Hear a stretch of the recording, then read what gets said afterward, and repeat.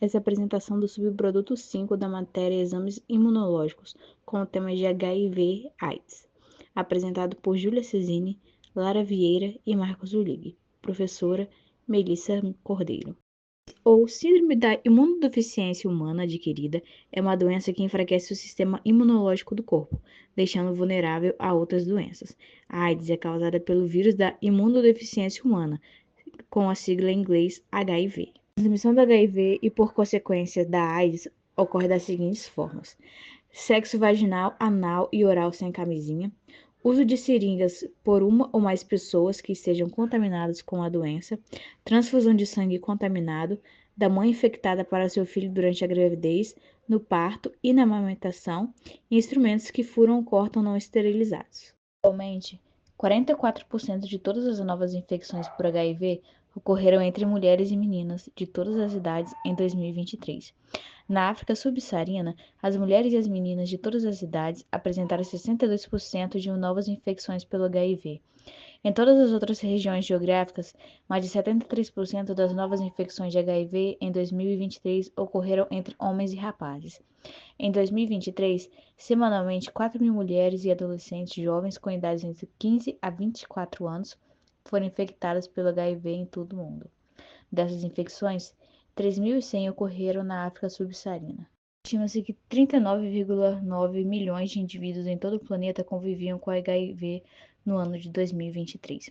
Aproximadamente 1,3 milhões de pessoas contraíram HIV em 2023.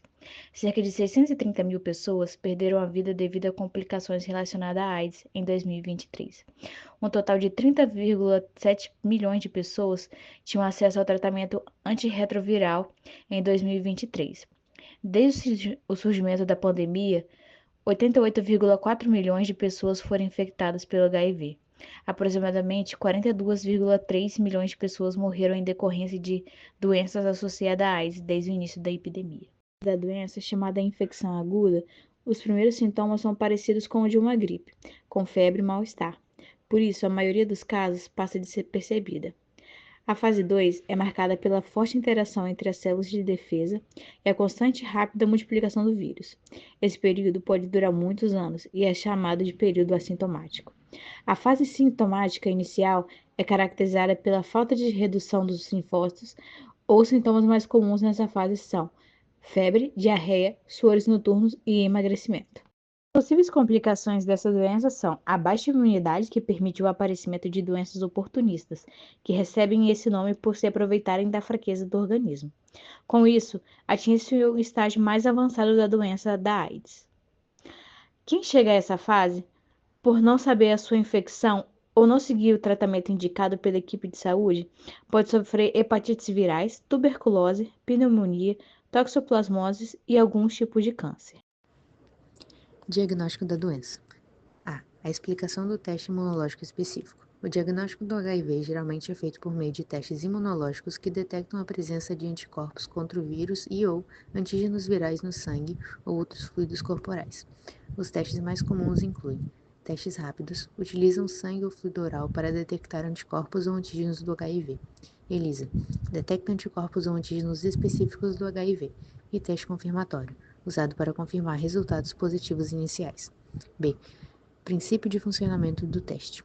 Os testes de HIV funcionam com base no princípio de interação antígeno-anticorpo.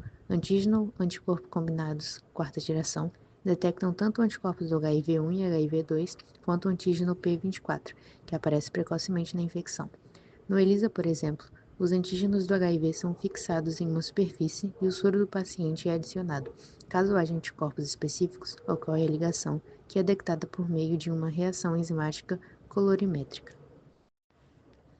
Diagnóstico da doença. A explicação do teste imunológico específico. O diagnóstico do HIV geralmente é feito por meio de testes imunológicos que detectam a presença de anticorpos contra o vírus e/ou antígenos virais no sangue ou outros fluidos corporais. Os testes mais comuns incluem testes rápidos, utilizam sangue ou fluido oral para detectar anticorpos ou antígenos do HIV. ELISA detecta anticorpos ou antígenos específicos do HIV. E teste confirmatório, usado para confirmar resultados positivos iniciais. B. Princípio de funcionamento do teste.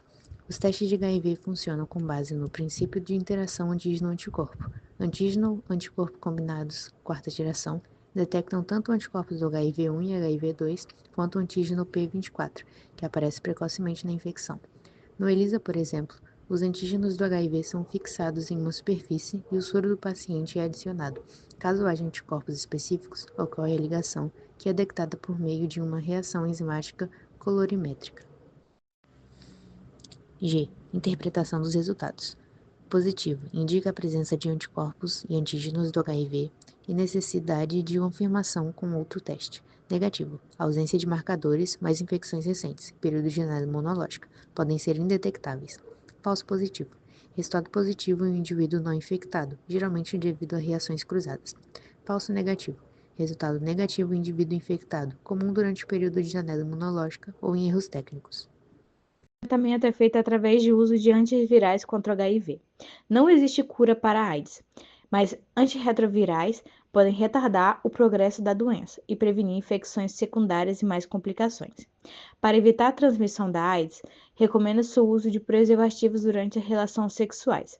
A utilização de seringas e agulhas descartáveis durante o uso de luvas para manipulação de feridas e líquidos corporais. Testar previamente o sangue de hemoderivados para transfusão e mães infectadas pelo vírus devem usar antirretrovirais durante a gestação, para prevenir a transmissão vertical e evitar amamentar seus filhos. A imunização de pessoas que vivem com o vírus da HIV é fundamental para a prevenção de infecções. A resposta imune será mais eficaz se a vacina for aplicada logo depois da infecção pelo vírus da HIV. Com o avanço da infecção, o risco das doenças imunopreveníveis aumenta.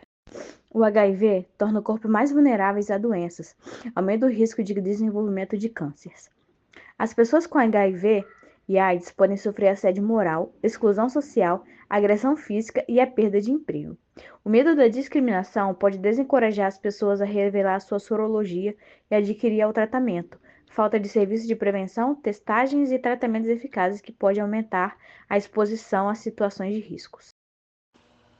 O HIV continua sendo um dos maiores desafios de saúde pública global, afetando milhões de pessoas todos os anos.